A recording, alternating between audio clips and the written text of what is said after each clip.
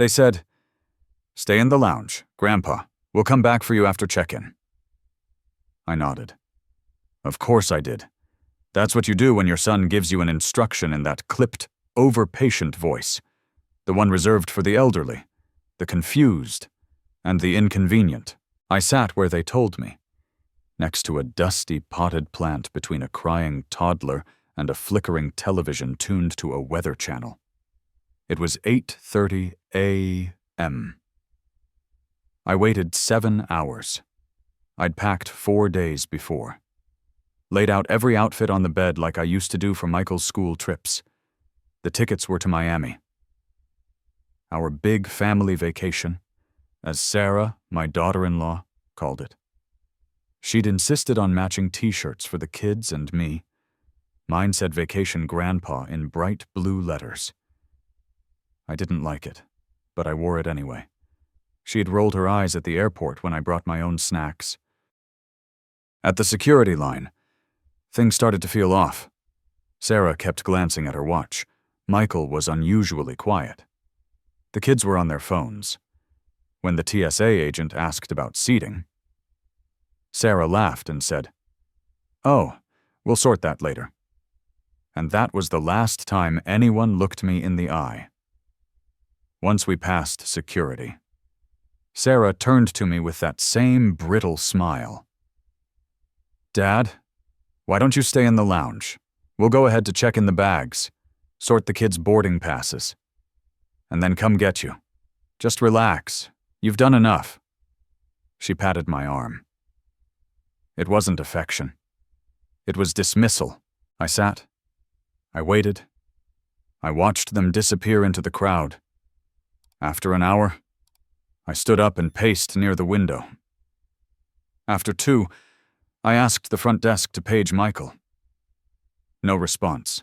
By the 4th hour, I stopped looking at the entrance. People around me came and went. Flights announced and departed. The woman across from me had lunch, made 2 phone calls, and left. I stayed. It wasn't until 4 p.m. that I asked the clerk at the front for help. I gave Michael's full name. She typed, hesitated, and glanced at me carefully. They checked into the 2:30 p.m. flight to Miami. "Sir, it's already departed." I nodded. Then I asked her to repeat it. She did, slowly. Her voice was kind. I remember that. So that was it. They'd boarded without me. Not by accident, not a mistake. I knew my son. He was a lot of things. But careless wasn't one of them. I stepped into the restroom, locked the stall, sat down not to cry. I didn't have it in me, and I just needed to sit where no one would ask if I was all right. When I emerged, the airport was shifting into evening mode. The buzz had dimmed. I walked to the departure screen and stared at it. My hands didn't shake. My heart didn't race. I simply looked at the list like a man looking at options in a diner, and then I saw it. Chicago, 6:45 p.m. I don't know why I chose Chicago. Maybe because I hadn't seen it in decades. Maybe because it was where I once learned to ride a bike. Maybe because it was the furthest thing from Florida. I walked to the counter. 1 ticket to Chicago. I said, "Tonight." The young woman hesitated. "Round trip, no. Just one way." I used my own card from my own account. The one Michael didn't know about. The one I'd kept open since before his wedding. I had just enough for the fare, a motel, and maybe a start. I didn't need more. I turned off my phone. No messages, no missed calls. Of course not. The boarding process was quiet. No one asked why I was traveling alone. No one looked at my shirt. I'd taken it off and stuffed it in the trash before heading to the gate. On the plane, I watched the lights of the city fall away beneath me. 7 hours ago, I thought I was going to paradise. Turns out I was just being left behind. But now I was going somewhere real. Somewhere they couldn't follow. I landed in Chicago just after 9 p.m. The airport was quieter than I remembered. Smaller somehow. Or maybe it was me who had shrunk, folded inward from the weight of a day like no other. I walked slowly through the terminal. Not because of my age, but because I didn't feel the need to rush anymore. No one was waiting for me, and for once, that felt like freedom. Outside, the air was damp and sharp. Rain had fallen recently. It smelled like concrete and pine. I stood under the awning for a minute, just breathing. Then I found a bench and sat down with my carry-on. The same one Michael had mocked for being too old school. It was brown leather, worn at the corners, the kind Elizabeth gave me for our 26th anniversary. She would have laughed at what happened today, a deep, knowing laugh, the kind that said, "Well, sweetheart, what did you expect?" I didn't expect this. Not really. But I also wasn't surprised. I opened my wallet. 2 cards, 1 ID, $82 in cash, and a folded piece of paper with an address I hadn't used in 51 years, 1925 Elm Street, my first apartment after marrying Elizabeth. I didn't know if it still existed. I didn't even know why I'd brought the address with me. But there it was. I called a cab. The driver was quiet. A blessing. I gave him the address of a cheap motel I'd looked up before leaving Boston, just in case. When we pulled up, I paid without blinking, took my key, and climbed the narrow stairs to the 3rd floor, room 312. The hallway smelled like cleaning fluid and tired stories. Inside. The room was small, but clean. 1 bed, 1 chair, a TV bolted to the wall. I washed my face in the sink and lay down on the bed in my clothes. The blanket scratchy against my arms. I slept without dreams. The next morning, I stood at the window watching a woman in a pink robe walk her dog. She looked about my age, though maybe a little stronger in the back. I made coffee in the little machine on the nightstand and sat in the stiff chair by the window, sipping slowly. No one called. No one texted. I didn't check. I had nowhere to be. That was a strange thing to realize. For decades, my time belonged to others. To Michael, to Elizabeth, to the grandchildren, and even to the PTA meetings I stopped going to 21 years ago. But now my time was mine again. At 9, I left the motel and walked into the neighborhood. My legs ached. My hip was murmuring. But I kept going. I stopped at a corner bakery and bought a scone. The woman behind the counter smiled when I handed over exact change. "You're not from around here, are you?" she asked. "I used to be. A long time ago." "Well," she said, "welcome back." I didn't know if I was back. I wasn't even sure I belonged anywhere. But the words felt warm. I asked her where to find housing listings. She pointed to a corkboard by the door. I scanned the notes. Dog walking. Used bike for sale. Music lessons. Room for rent. That one caught my eye. For quiet gentlemen. Private room. Shared kitchen. House safe. Near bus. No nonsense. No drama. $450 a month. Call Barbara. It was written in blocky, no-nonsense handwriting, like someone who meant what she said. I took a photo of the number. By noon, I'd walked 2 more blocks and found a park bench in the sun. I called. The voice that answered was raspy, skeptical. "Yes." "I'm calling about the room for rent," I said. Long pause. "How old are you?" 78. "Are you clean?" "Yes." "No girlfriends?" "Right." I chuckled. "Not in a long time." "Well," she said, "come by at 4, 2187 West Harrison. Bring cash for the first week." Then she hung up. I wrote the address on a napkin. By 4, I stood in front of a faded blue house with a peeling porch and a wind chime that sounded like someone tapping spoons together.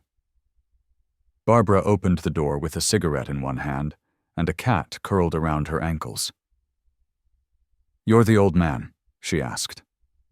"I suppose I am." She stepped aside. Come in then. Let's see if we can tolerate each other. Barbara's house smelled like lavender and fried onions. Not unpleasant, just lived in, like a woman who cooked real meals and didn't fuss over the occasional grease stain. She led me through a narrow hallway stacked with books and magazines into a small sitting room where the television was on mute. A crocheted blanket lay folded on the arm of the sofa.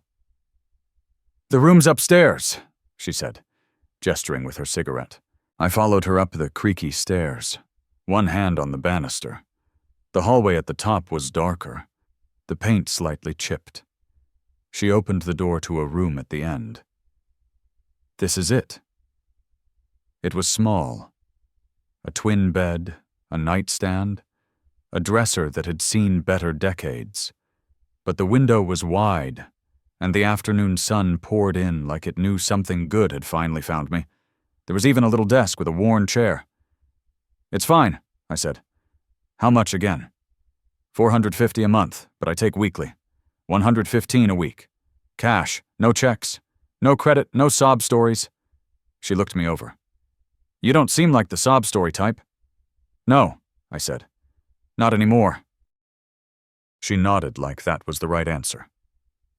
Kitchens shared, bathrooms down the hall. No guests without warning. I like quiet. You cause trouble. You're out? We clear. Crystal. She handed me a key. You can stay tonight if you've got the first week's rent. I handed her 6 20s from the envelope I'd tucked into my inner coat pocket. She folded the bills without counting. You hungry? I could eat. Barbara made grilled cheese sandwiches and poured tomato soup from a saucepan. We ate at the small kitchen table under a yellowed ceiling fan. She didn't ask questions, which was a relief. People always ask too soon, before you're ready to say it out loud. She only said, I hate eating alone. And I understood that well enough.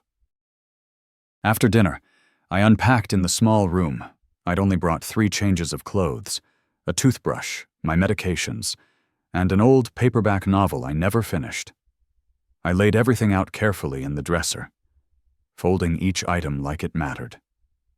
Maybe it did. That night, I lay in the narrow bed, listening to the sounds of a house not mine.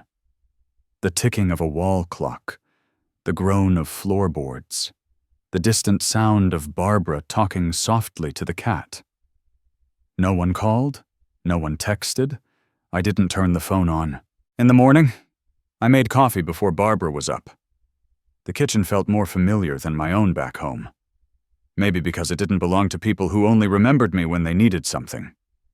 By the 3rd day, I started walking the neighborhood. 2 blocks down. There was a small corner cafe with a chalkboard sign out front. Help wanted. Morning shift. Apply inside.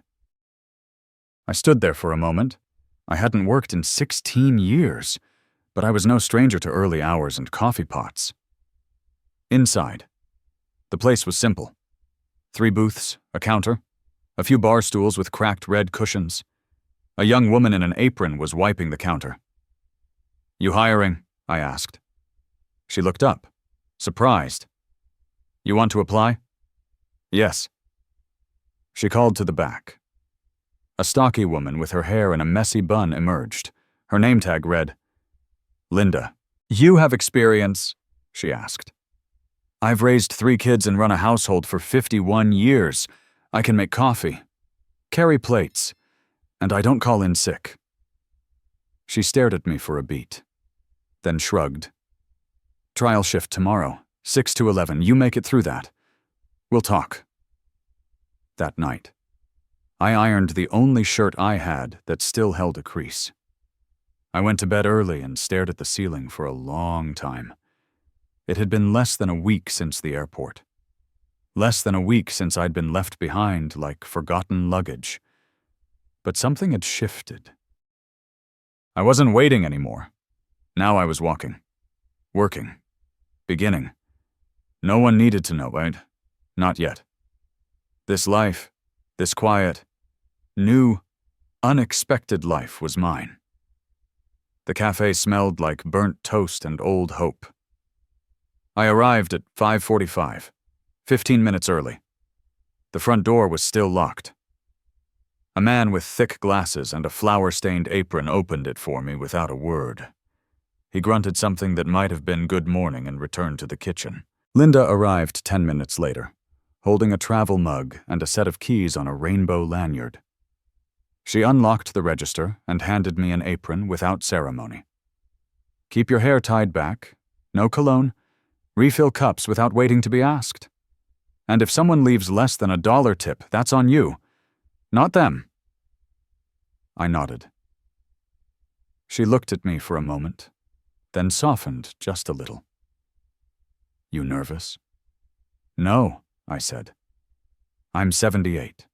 I've buried a wife, raised a son who forgot my birthday 4 years in a row, and survived 6 colonoscopies. This is just coffee. Linda snorted. Fair enough. By 7, the first wave of regulars came in. Contractors, early risers, nurses fresh off the night shift. I moved slow but steady. I remembered orders, poured coffee with a steady hand, smiled without overdoing it. By 9, I found a rhythm. Where'd they dig you up? One of the men asked, smiling kindly. Same place they find everything worth keeping, I said. The back shelf under a blanket? He laughed and left a $5 tip. Linda watched. She didn't say much, just nodded once after the breakfast rush died down and handed me a clean towel to wipe down the counters. We finished at 11. She poured herself another cup of coffee, then pointed to the stool next to her at the counter. Sit, she said. I did. You did fine. Just fine. You'll get better. She sipped. You're hired. It's minimum wage plus tips, no health insurance. But you work steady. I'll give you all the weekday mornings. That enough for you? It's more than enough. We sat in silence a moment. You got kids? I did. She glanced sideways at me, waiting. They're traveling, I said simply. She nodded. They always are. I walked back to Barbara's with sore feet and a strange sense of lightness. She was in the garden pulling weeds in a faded shirt that said, Don't talk to me before coffee. You get the job, she called out without looking up. I did. Told you they need people who show up. That night, we ate frozen pot pies. And watched the news with the sound off. The cat, whose name I'd learned was Franklin, curled up between us. You staying long? Barbara asked during a commercial. I don't know. You can as long as you pay rent and don't hog the remote. I don't even like the remote, I said. She smiled and passed me the last cookie. Later, I sat on the edge of my bed holding my phone. I hadn't turned it on in days. I thought about checking the messages, seeing if Michael had noticed yet. I didn't. Instead, I pulled out the old paperback I'd brought with me and began at the first page. The light from the desk lamp soft and warm against the walls. Outside. Rain tapped gently against the glass. Inside. I wasn't someone's leftover. I wasn't a burden or a favor or an afterthought. I was a man with a room, a job, a plate of food, and a quiet chair of his own. It was enough. The first paycheck was small. $79.31 after taxes. Linda handed it to me in a thin envelope at the end of my Friday shift. Cash it or frame it, she said. I smiled and slipped it into my coat pocket. I wasn't used to carrying money that was purely mine. For years, everything I had went to someone else. Groceries for Michael's family. Birthday gifts that never got a thank you. Co-pays for appointments no one bothered to drive me to. But this was different. I'd earned this standing on my own 2 feet. Apron tight, hand steady. I walked to the bank on 3rd and cashed the check. The young teller looked at me like she wasn't sure I understood what I was doing. "I'd like 10s and 5s, please," I said. "1s for the rest." When she handed me the bills, I folded them neatly and tucked them into my wallet.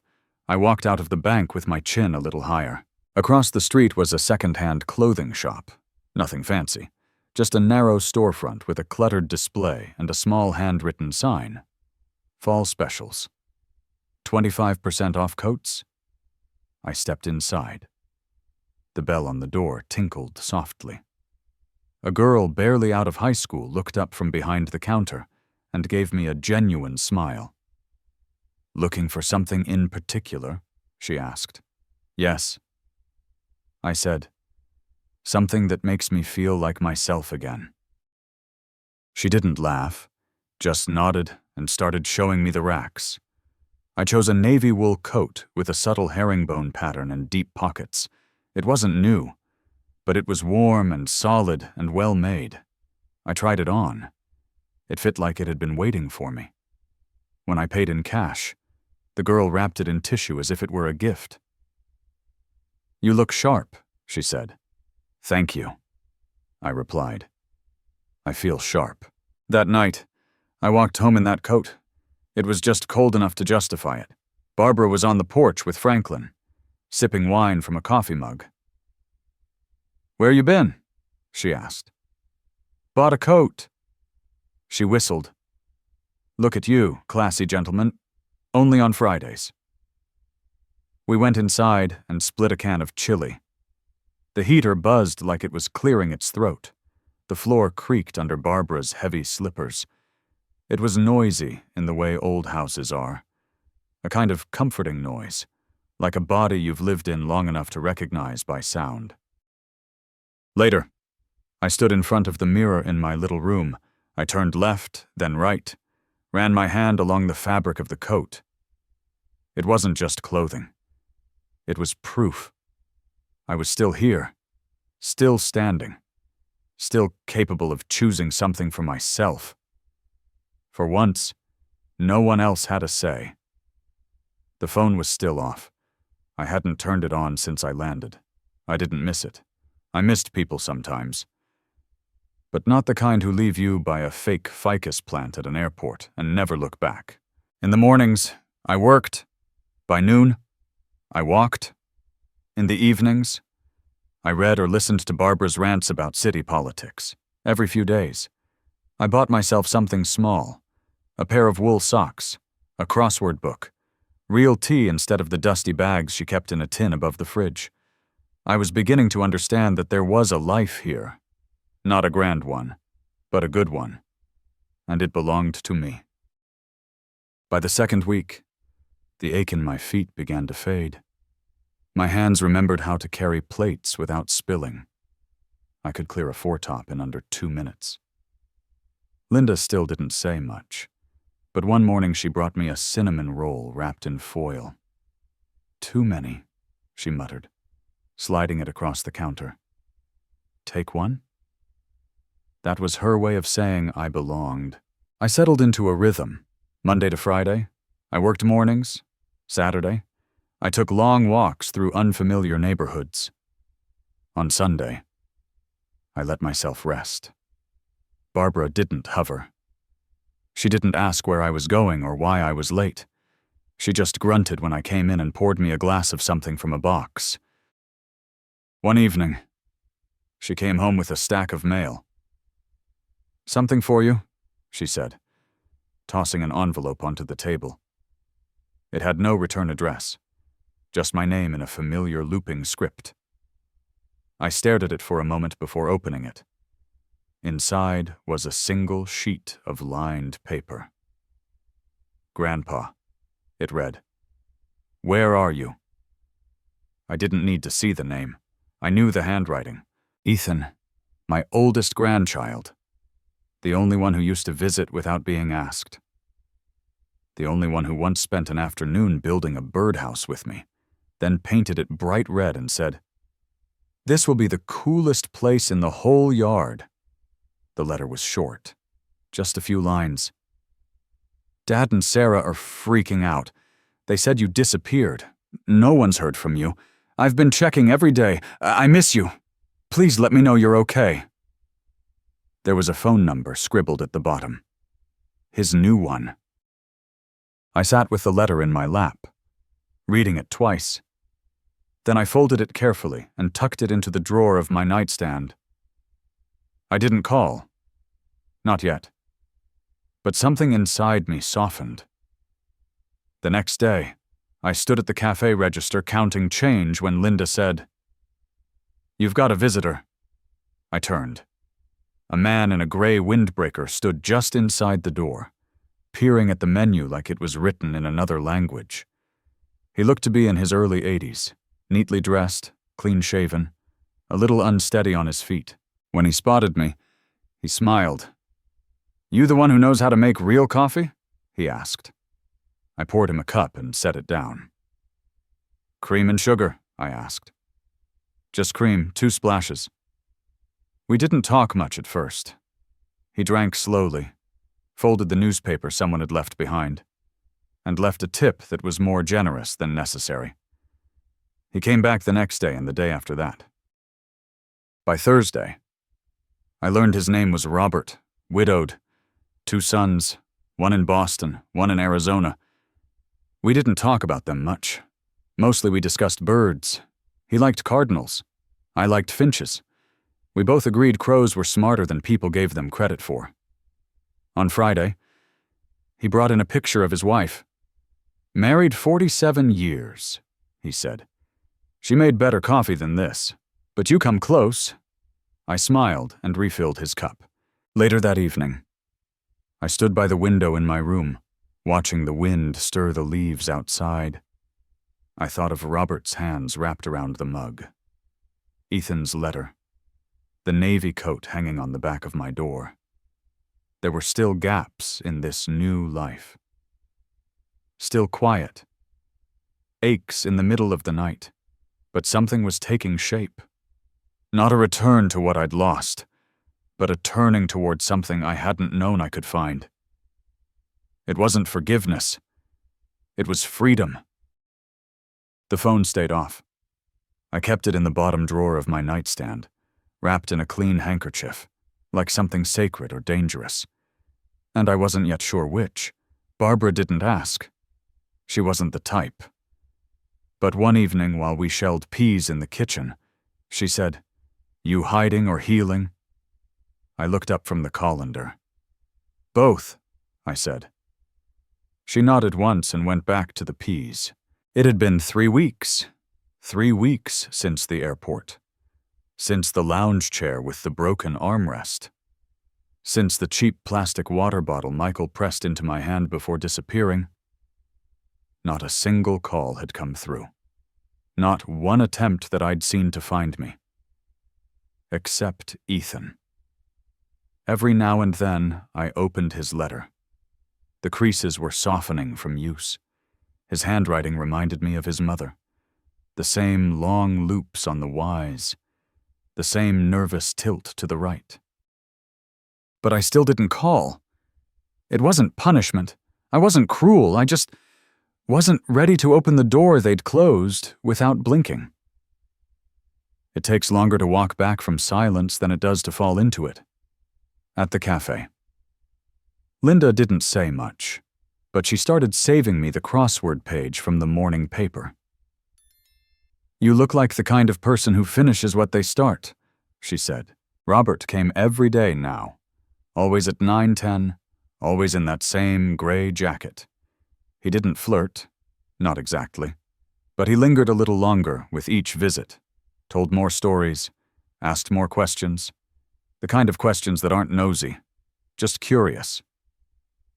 One morning, he asked, "How come a man like you working the breakfast shift in a place like this?" I looked at him over the rim of the coffee pot. Because someone left me at an airport lounge like a bag they didn't want to carry anymore. He blinked. "I'm sorry," he said, and meant it. "Don't be. I got on a better flight." That earned a soft laugh. He reached for his cup, then paused. "You ever think of calling them..." Every day, I said. And every day I don't. He didn't press, just nodded and drank his coffee. When I got home that afternoon, Barbara was in the backyard spreading mulch. Get any news? She asked without looking up. No, I said. And then, maybe because I needed to hear it out loud, I added. But I think they know I'm gone now. That night, I turned the phone on. It buzzed like a dying insect. 34 missed calls. 19 messages. The oldest was from Sarah, a frantic voice message from the day of their flight. John, we thought you were in the bathroom. Please call us. We're boarding. A lie. The rest were more of the same. Michael's voice, curt and tight. Where are you? Dad. Another. This isn't funny. Then finally. Fine. Do what you want. I didn't respond. I wasn't ready. But I saved Ethan's number. That much I could do. The next day, he called.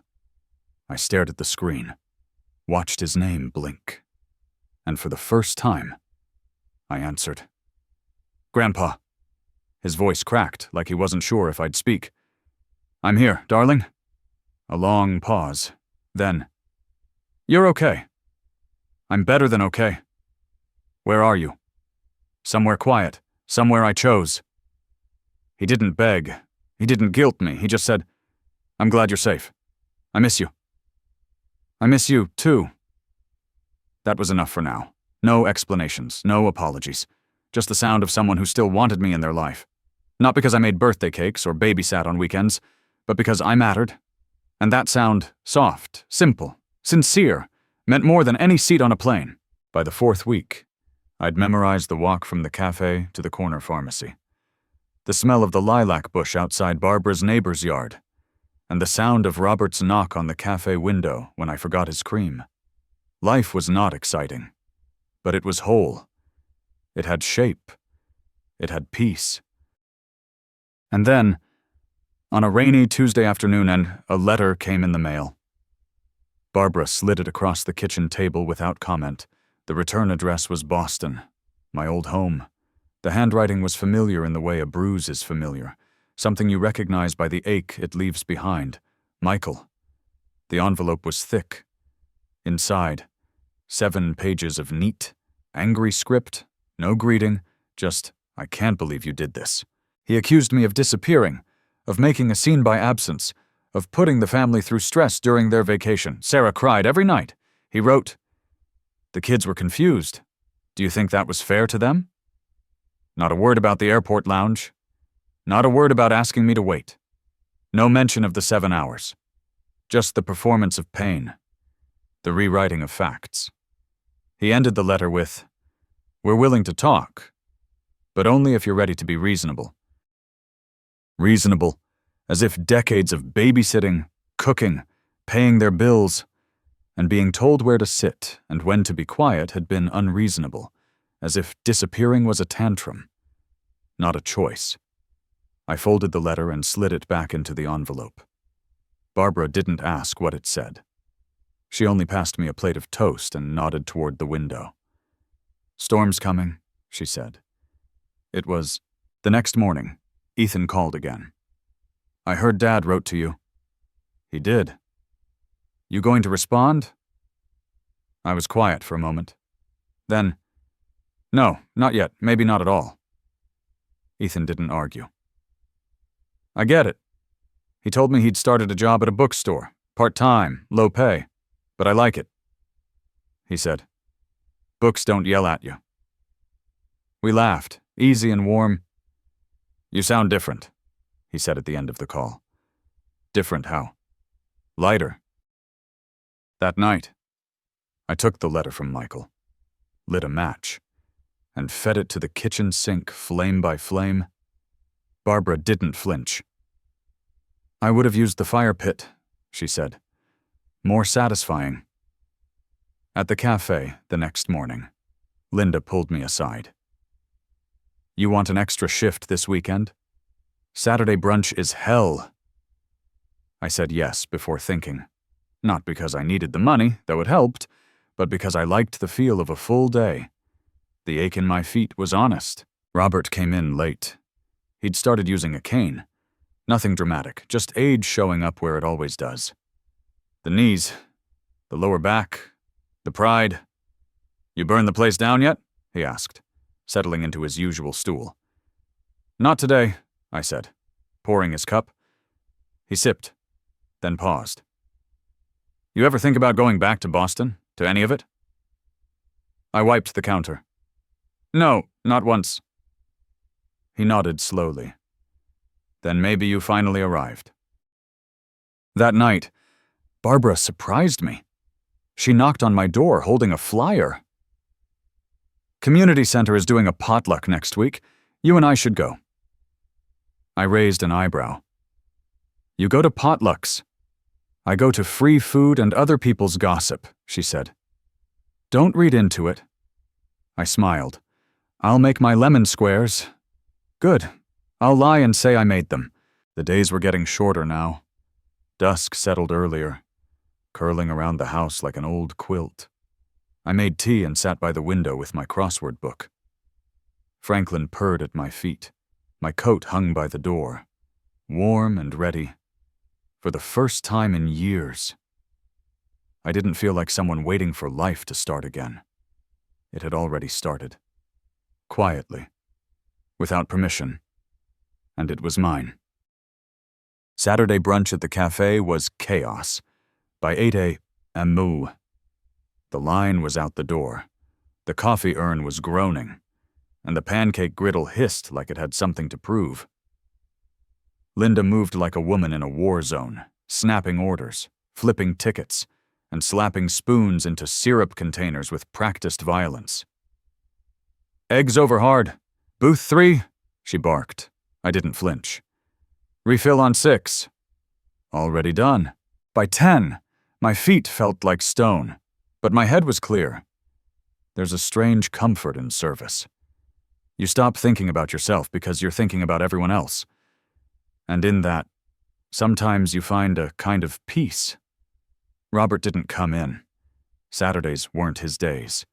But as I wiped down the corner booth, I caught sight of something that made my breath pause. A face at the window, younger than Robert, sharper around the jaw. But the eyes.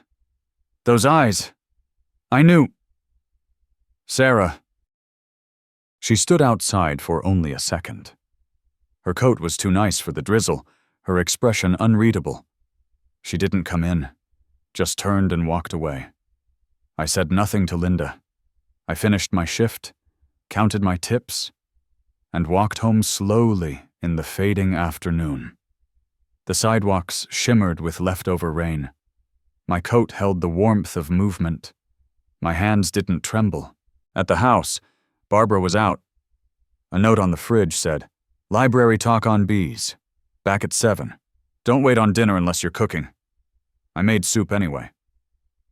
That night, I turned the phone back on. 3 new voicemails. The first from Sarah. "We saw someone who looked like you. Please call us. Michael's worried." The second, Michael. "Dad, if this is about punishing us, it's gone too far. Enough is enough." The third, Ethan. "Hi, Grandpa. I think Mom's in town. She's been weird all day. If something happened, please be careful." I stared at the screen. The past had a way of sniffing you out just when your back was turned. That night, I slept lightly. Every creak in the floor, every groan of the old pipes felt louder than usual. But nothing happened. Sunday passed quietly. On Monday, Robert returned. He settled onto his stool. Cane hooked on the backrest. "Busy weekend?" he asked. "Eventful," I said. He stirred his coffee. "Something bothering you?" "Yes, but not enough to ruin this moment." He smiled, and we sat in silence for a while, the way only 2 people who've seen enough can do. After work, I sat with Barbara on the porch, both of us wrapped in old sweaters, watching the clouds roll over. I think they're looking for me, I said. I figured. She didn't ask what I was going to do. She didn't offer advice, just passed me the wine mug. You still hiding or healing? Healing, I said. But the hiding was nice while it lasted. She raised her mug. To people who stop asking for permission. I clinked it gently. Later that night, I wrote a letter. Not to Michael, not to Sarah, to Ethan. A real letter in pen on thick paper. I told him I was safe, that I'd made a new life, that I wasn't angry, just done waiting. I told him he was the only one who never made me feel like an obligation. I told him he could visit one day if he came alone. It arrived on a Thursday, the envelope from Boston, but this time it wasn't a letter from Michael or Sarah.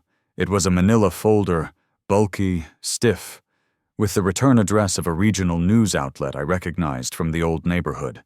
Barbara handed it to me with her eyebrows raised. You got fans now? I didn't answer. I opened it slowly, standing at the kitchen counter. Inside, a printout of a newspaper article folded in thirds. Front page of the community section. The headline read, Missing Patriarch Family Speaks Out on Grandfather's Disappearance. There was a photo of me taken from some family gathering years ago, holding a pie dish, smiling without showing teeth. The article quoted Michael. We're deeply worried, he said. He vanished without a word. We just want him safe. If anyone sees him, please let us know. Sarah had a quote. 2. He's vulnerable. We fear something happened. He's not the type to do something like this. I laughed out loud. A sharp, startled sound that startled even me. Not the type. Barbara leaned over my shoulder and read a few lines. They really said vulnerable. I nodded. You should sue them for underestimating you. They'll have to stand in line. There was something obscene about it. This performance of concern, of innocence, as if I'd wandered off into traffic, as if I hadn't been parked like a suitcase and abandoned before boarding. Linda saw the article. 2. Someone at the cafe left it on the counter by accident. She brought it to me during the morning rush. You okay? She asked quietly. Never better. I kept the clipping, not out of sentiment, but because it was proof. Proof that people only start worrying when they can't use you anymore.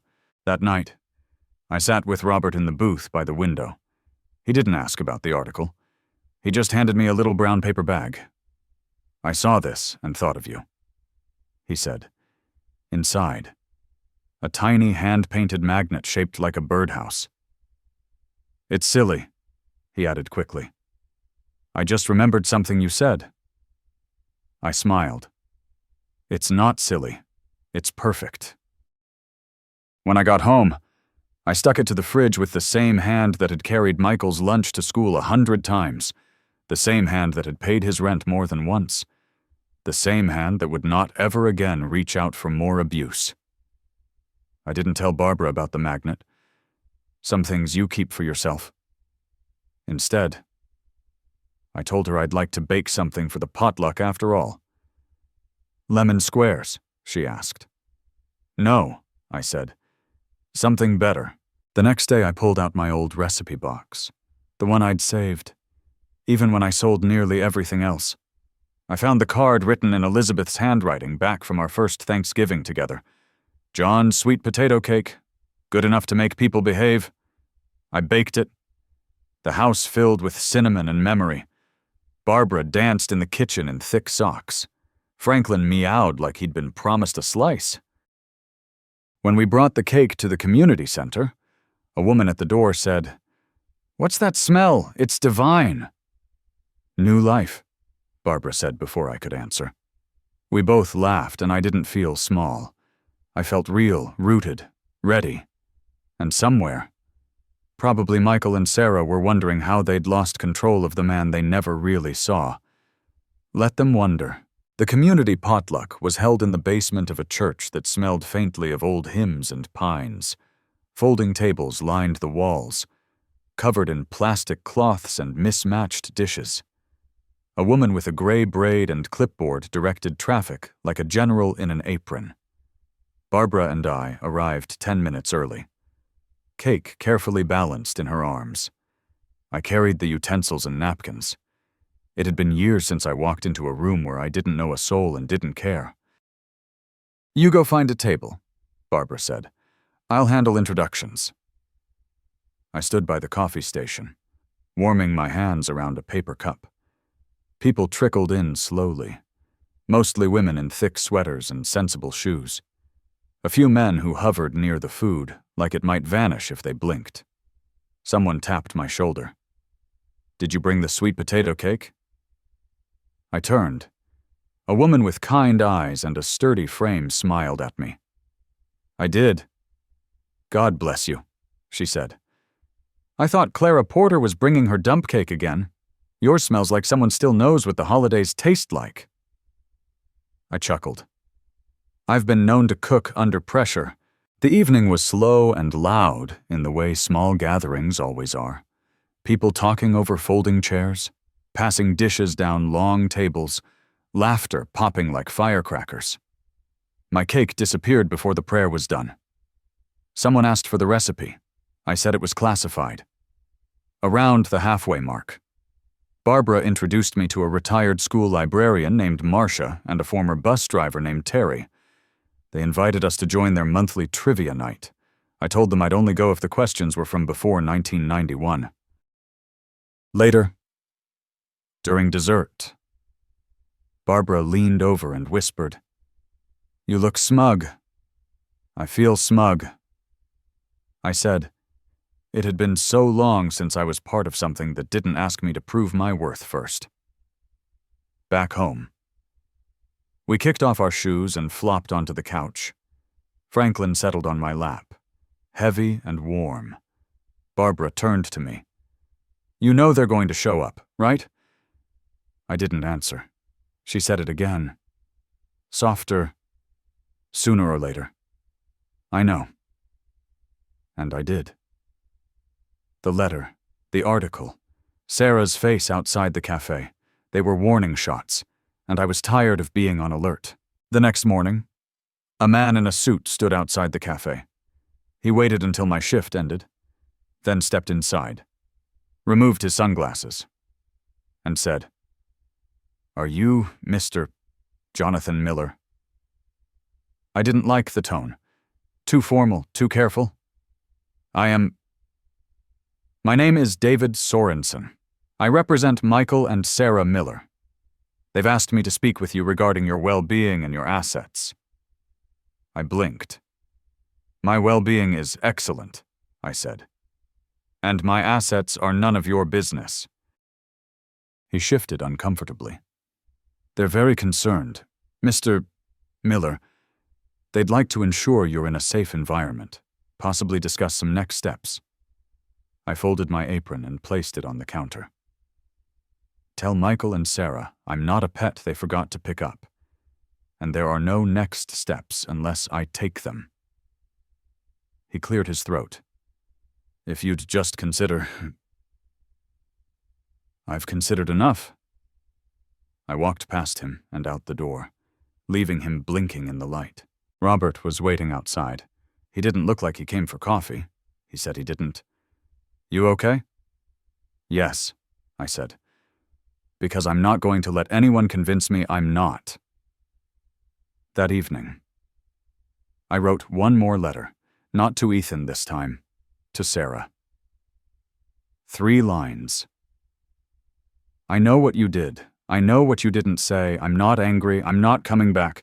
Take care of your own life now. I finally started mine." I mailed it the next morning with a stamp that had a bird on it. A finch. The kind that sings even in the cold. I expected silence, or maybe eventually another letter from Michael, full of veiled demands dressed up as concern. What I didn't expect was Sarah in person. She showed up on a gray Thursday afternoon. Linda spotted her first. a woman in a tailored coat, standing stiffly by the pastry display, pretending to read the chalkboard menu. She looked out of place, polished, waiting. I didn't go to her. I finished refilling the sugar caddies, wiped the counter, and let her sweat. When she finally stepped forward, her voice was low. "John." I turned slowly. "Sarah." The cafe was nearly empty. Just Robert in the corner booth and a young couple whispering over muffins. "Can we talk?" she asked. "You're talking now." She winced. "Privately." I nodded toward the back. "Booth's free." She slid into the seat across from me like a woman bracing for bad weather. "I didn't know Michael was sending someone," she said. "The lawyer, that wasn't my idea." "No," I said. "But leaving me in an airport lounge was—" Her eyes filled, genuinely, maybe for show. I couldn't tell anymore. "We panicked," she said. "The flight was boarding. The kids were cranky. We thought you were behind us." And then I raised an eyebrow. 7 hours. Sarah. 7 hours. You didn't call, didn't check in, didn't even ask someone at the gate. She looked down at her hands. They were perfectly manicured. Always had been. "I didn't think you'd leave." "I didn't." "You did." Silence stretched between us like taut thread. Then she reached into her purse and pulled out an envelope. "I don't want anything from you," she said. "But Ethan, he's struggling. He misses you. Michael's furious, but Ethan, he's different." I took the envelope, not because I wanted what was inside, but because I didn't want to give her the satisfaction of refusing it outright. "He doesn't need a go-between," I said. "He knows how to call." Sarah nodded. "He might." She looked up then. Not the woman who smoothed over dinner parties and smiled through gritted teeth. Just tired, small.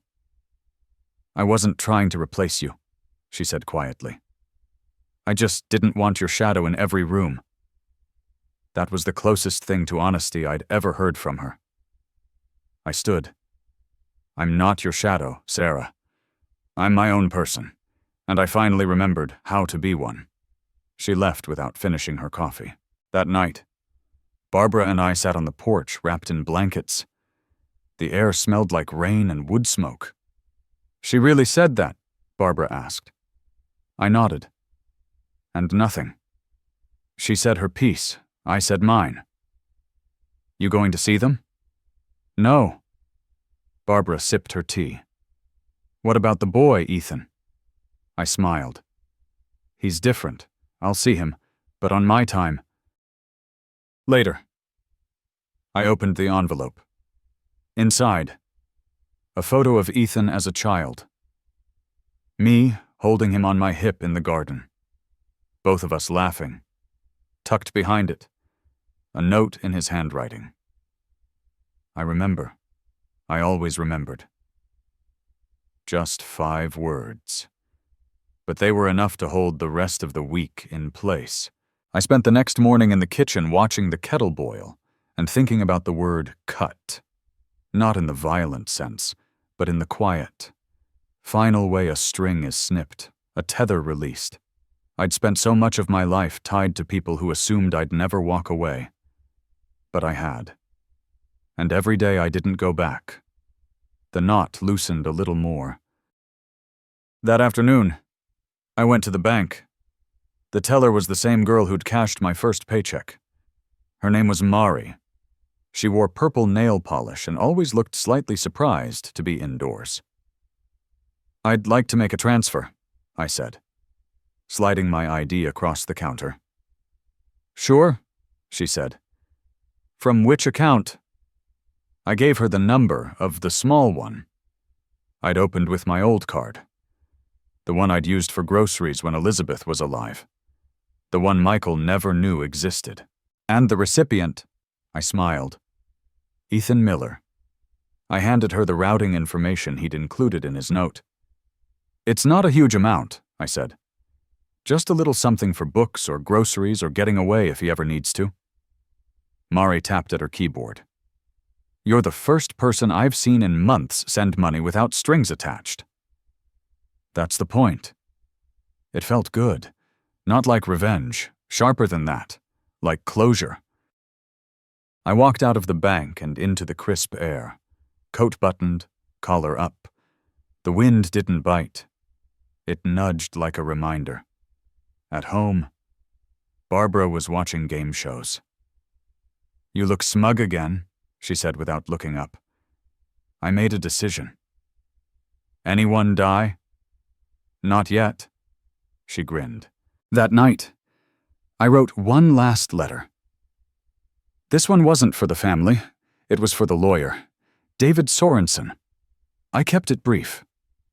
"To whom it may concern, there is no cause for further legal contact.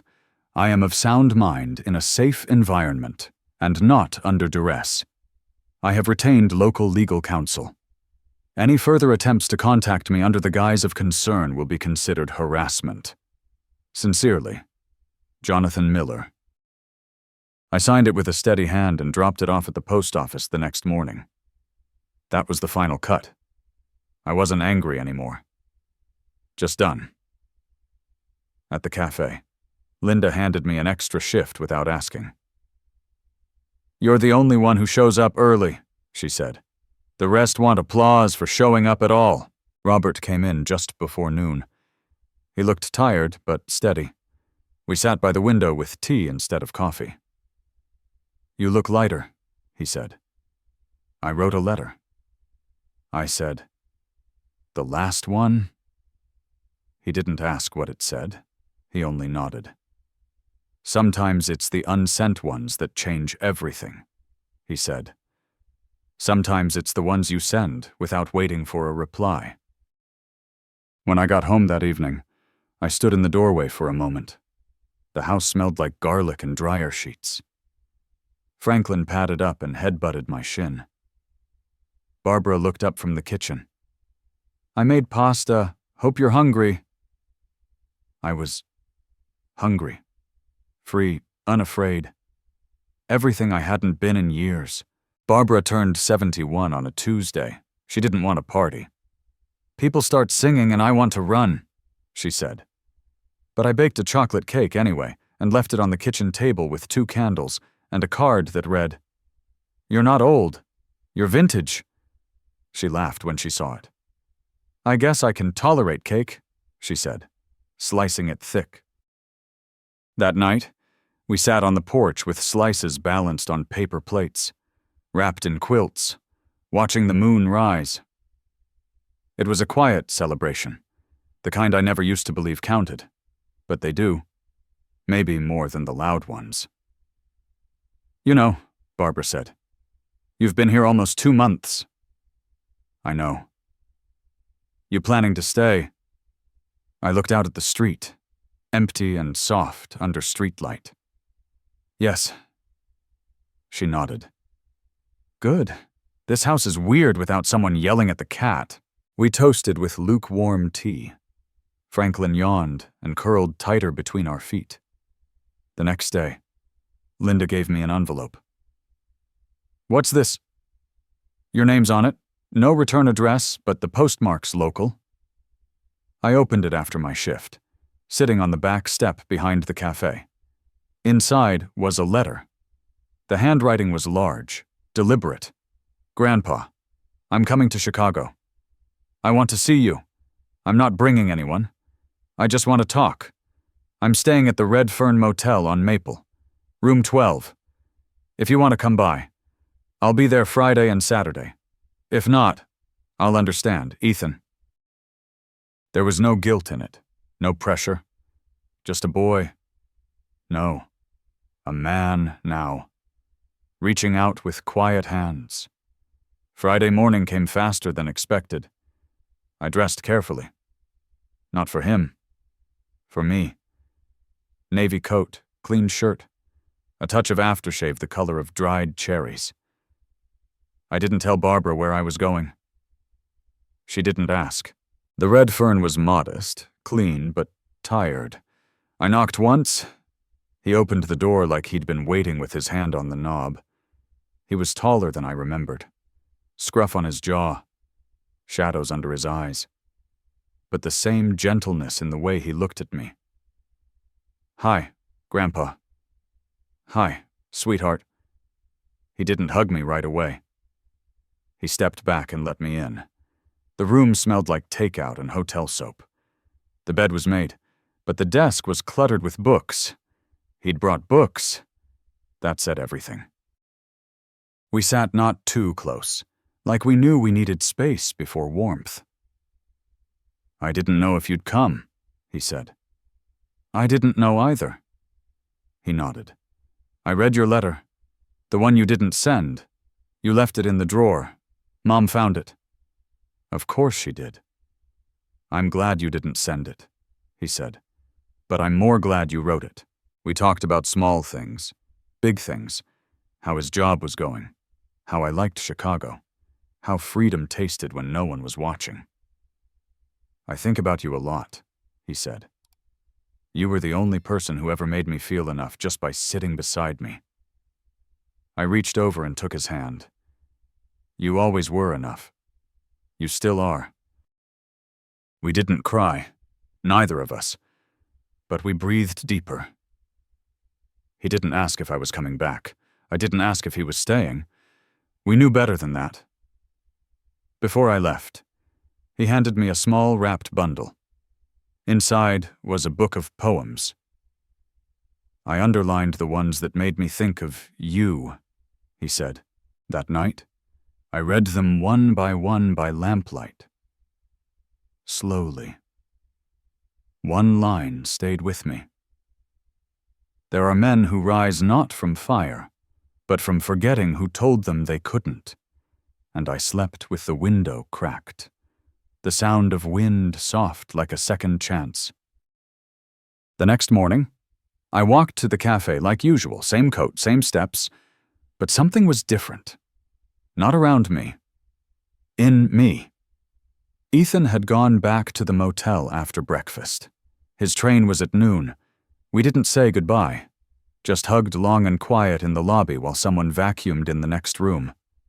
He held on the way boys do when they're not sure they're still allowed. "Be good to yourself," I whispered. "You too," he said. Finally, at the cafe, Linda handed me a new apron. "Found this in a clearance bin. Thought of you." It was deep green with stitched lettering. "Not your grandpa's kitchen." I laughed, loud and full. Robert looked up from his booth and raised his mug like a salute. After my shift, I walked home slowly. The sky was overcast, the air soft. Franklin greeted me at the door, already grumpy. I was late for his 2 p.m. Stretch and yowl. Barbara was in the kitchen with a pot of something fragrant on the stove. "You look smug again," she said. "New apron. I approve." We ate in the quiet way people do when they've said everything already. No need to fill the space, just presence, just ease. That night, I sat on the porch with a pen and a blank card. I wrote, "Dear me, you waited so long for someone to save you. You forgot you were always the one holding the key. You didn't lose them. They let go. And you finally let go back. And look at the life that opened. Well done. Love me." I taped it to the inside of my dresser drawer behind the old recipe cards, just in case I ever forget again. So, that's my story. I wasn't abandoned. I was released. And I didn't rebuild my life. I built something new. If this found you at the right moment, don't wait for the perfect sign. Be your own sign. Your own noise in the silence. Your own step away from the airport lounge. And when you do, come back and tell me. I'll be here. And if this story moved you, share it. Leave a comment. Let someone know it's never too late to choose yourself. As the storyteller, I look back at Jonathan's journey with a sense of profound admiration. He embodies resilience, transforming abandonment into liberation. His son Michael and daughter-in-law Sarah represent the all-too-common neglect that plagues many families today, where convenience overshadows compassion. Yet, their actions, though painful, catalyze Jonathan's rebirth. Ethan, the grandson, shines as a beacon of genuine love, reminding us that true connections endure beyond obligations. Barbara, with her no-nonsense warmth, and Robert, the quiet companion, illustrate how new bonds can heal old wounds. Linda at the cafe shows that opportunities arise when we least expect them, proving age is no barrier to contribution. This tale unfolds in the everyday grit of Chicago, from airport lounges to cozy porches, highlighting how ordinary moments can spark extraordinary change. The events underscore the harsh reality of elder neglect, but more importantly, they celebrate self-discovery. Jonathan's choice to board that one-way flight isn't just escape, it's empowerment, a deliberate step toward autonomy. The value of this story lies in its timeless lessons. It teaches us that it's never too late to reclaim your life, to shed the weight of unappreciative relationships, and to build anew. The human message is clear: value yourself first, for in doing so, you inspire others to do the same. Forgiveness isn't mandatory. Sometimes, moving forward means letting go without resentment. In a world quick to discard the elderly, this narrative urges respect, empathy, and self-worth at every age. If Jonathan's path resonates with you, reflect on your own story. Have you been waiting in a metaphorical lounge? Take that step today. Embrace freedom, nurture new beginnings, and cherish those who truly see you. If this moved you, hit that like button to spread the inspiration. Drop a comment below sharing your thoughts or a similar experience. And don't forget to subscribe to the channel for more heartfelt stories that remind us of our inner strength. Your engagement keeps these tales alive. Thank you for listening.